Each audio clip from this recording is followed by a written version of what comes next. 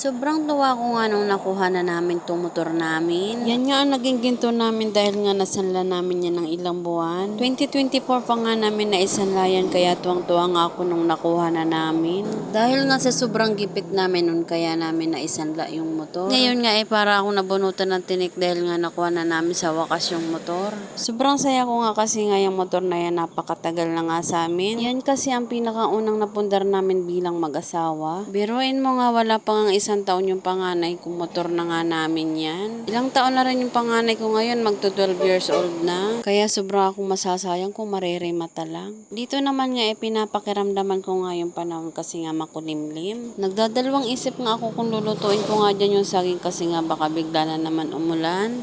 Pero salamat naman nga dahil nga nagpakita nga si Haring Araw. Kaya ayan, umpisan ko na nga magluto. Sabi ko nga kahapon gagawin ko sana ng turon saging. Pero nauwi nga sa Banana Q kasi nga wala na akong oras para pumunta sa palengke. Kaya ito binabalatan ko na para nga lutuin ko na. Yung iba nga dyan ay merong matitigas. Pero nung naluto naman ay nawala. At ito naman nga yung mga nabalatan ko na. Niluto ko na nga rin dito sa lutuan kundi kuryente. Di pa kasi ako nakakabili ng gasol kaya dito ko muna niluto. Kailangan mo nga lang siyang bantayan kasi manipis na tong lutuan kong stainless.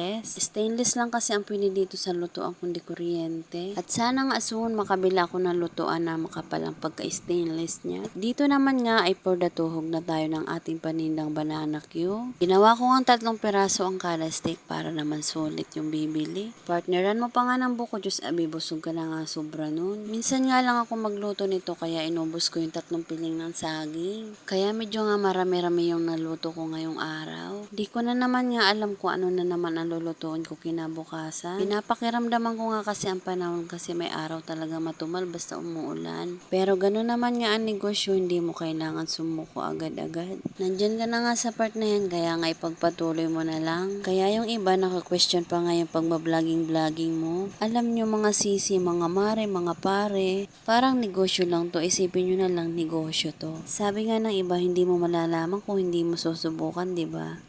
Yung mayayaman nga lalo pang nagpapayaman, tayo pa kaya, 'di ba? Ito na nga yung una ko niluto, di-display ko na nga yan habang ako nagluluto pa ng iba. At ito naman nga biglang dumating yung pa-order sa akin ng bebe ko. Ihanap ko daw kasi siya ng Kuromi t-shirt kaya yung red ang napili ko. Sabi niya nga dyan, sayang mami, ganyan sana yung suot ko nung Valentine's. Sabi ko naman nga, mga next year kasya pa nga yan sa'yo. Gandang-ganda nga ako sa tela kasi nga napaka-presko at makapal din siya. Sulit naman nga ang ibinayad mo kasi nga napakakapal ng tela. Kung sa maganda ang tela, maganda pa nga ang design kaya nga tuwang-tuwa ang bebe ko. Kararating nga lang nila dyan galing sa school dito sila dumiretso sa pwesto. At ayan nga, kinuha lang ko nga siya ng medyo dyan kasi nga parang gutom na gutom.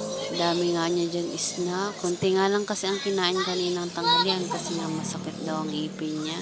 Mabsent nga yan kahapon, hindi na nga nakapagpaalam sa teacher. Kaya sorry po ma'am, hindi ko po kayo na-chat. Tamang merienda nga lang din tong kuya ko habang nakadoyan pa. Sabi ko nga dyan, dahan-dahan siyang umuya. At baka nga mabilao ka naman. Kaya nga natawa na lang nga siya sa akin yun at nangiti. Nagutom na nga rin ako kaya kumain din ako. Kain po tayo guys. Ito po muna for today's mini vlog. Maraming thank you po. Thank you for watching.